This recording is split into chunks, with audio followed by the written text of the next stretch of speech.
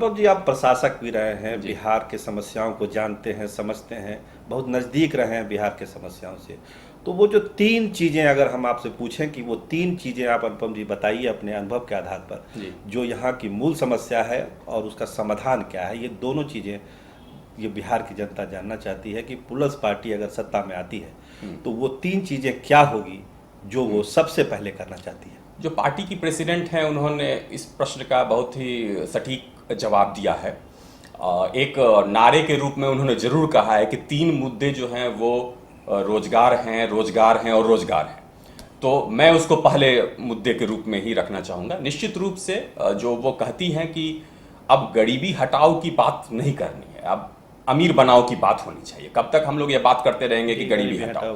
तो अमीर बनाने की बात होनी चाहिए, और अमीर बनाने से उनका तात्पर्य है कि जीवन की गुणवत्ता हासिल होनी चाहिए, जो मल्टी डायमेंशनल विकास होना चाहिए व्यक्ति का, वो होना चाहिए। और वो तभी होगा जब व्यक्ति के पास एक रोजगार होगा, एक नियमित आय का साधन होगा।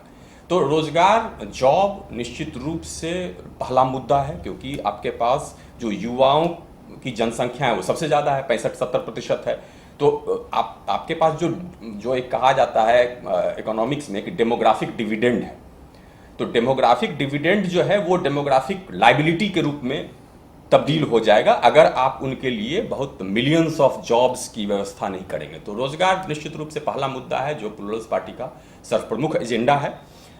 और रोजगार तभी जनरेट होगा जब इकोनॉमी के प्रत्येक सेक्टर का विकास होगा, चाहे वो प्राइमरी सेक्टर हो, एग्रीकल्चर का हो, या सेकेंडरी सेक्टर हो, मैन्युफैक्चरिंग एंड इंडस्ट्रीज का हो, या टर्शरी सेक्टर हो जिसमें सर्विस सेक्टर है, फाइनेंशियल कैपिटल्स बनाने पड़ेंगे, न्यू सिटीज बनानी पड़ेंगी, या फोर्थ एक नया आयाम भी प्लूरल्स लेके आ रहा है जो ब्रांड बिहार के सेंटर्स हैं। कोई ऐसा बिहार का जिला नहीं है जहां ऐतिहासिक विरासत नहीं, उन सबको भी एक ग्रोथ हब के रूप में विकसित किया जा सकता है जहां और जॉब्स का सृजन होगा।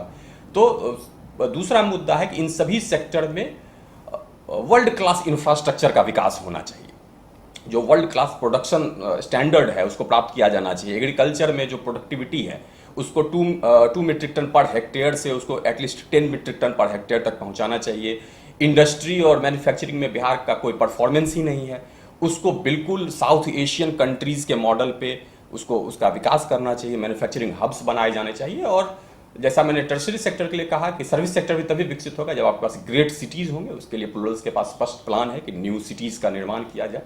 तो ये बिल्कुल सेकंड मुद्दा है कि वर्ल्ड क्लास इंफ्रास्ट्रक्चर। ये नहीं कि आपने 2 लेन 3 लेन की एक सड़क बना दी तो उसी में आपने ये दावा कर दिया कि आपने शानदार इंफ्रास्ट्रक्चर बना दिया। अब तो 8 लेन 10 लेन 12 लेन के सड़कों की आवश्यकता पड़ेगी, इंफ्रास्ट्रक्चर की आवश्यकता पड़ेगी। दूसरा और तीसरा एक बहुत बड़ा मुद्दा सोशल डेवलपमेंट का भी है। और social development, socio political development तब तक नहीं होगा जब तक कि आप चीज़ों को डिसेंट्रलाइज नहीं करेंगे। डिसेंट्रलाइजेशन ऑफ पावर बहुत जरूरी है। वो जो PRIs का सिस्टम है, पंचायती राज इंस्टीट्यूशंस का, वो सिर्फ पेपर पे नहीं होना चाहिए। या विमेन को जो पावर दिया जाना है वो अभी तक बिहार इसी परिस्थिति में जूझ रहा है। जो कॉन्सेप्ट है वुमेन एम्पावरमेंट का, वुमेन इन डेवलपमेंट वाले मोड में ही है, जो WID का कॉन्सेप्ट है, जबकि पूरी दुनिया अब जेंडर एंड डेवलपमेंट वाले मोड में जा रही है। तो उस स्टेज तक जाने में, GAD मॉडल तक जाने में तो बिहार को अभी बहुत समय लगेगा अगर इसी गति से चलते रहेंगे तो उसकी भी बहुत आवश्यकता है। डिसेंट्रलाइजेशन विथ जो आधी आबादी है उसको भी साथ में लेकर चले। ये 3 बड़े मुद्दे हैं। नहीं, तो जैसे आपने 3 मुद्दों की बात की, बहुत अहम मुद्दे हैं तीनों। लेकिन देखिए, आपकी भी टीम जाती है गांव में, हम लोग भी जाते हैं जी। लेकिन जो बेसिक चीज़ है, जैसे आपकी भी टीम का फीडबैक होगा, हम लोग भी जाते हैं, राशन कार्ड नहीं बना हुआ है, पानी नहीं है, सैनिटाइजेशन की कोई व्यवस्था नहीं। जो मूल चीज़ है, ज़िंदगी से जुड़ी हुई चीज़ें हैं, वो पहले ख़त्म होनी चाहिए या फिर बड़ी मेगा सिटी बननी चाहिए और तमाम चीज़ें जिसका जिक्र आपने किया वो होनी चाहिए? नहीं, बिल्कुल। आपने मुझसे 3 मुद्दे ही पूछे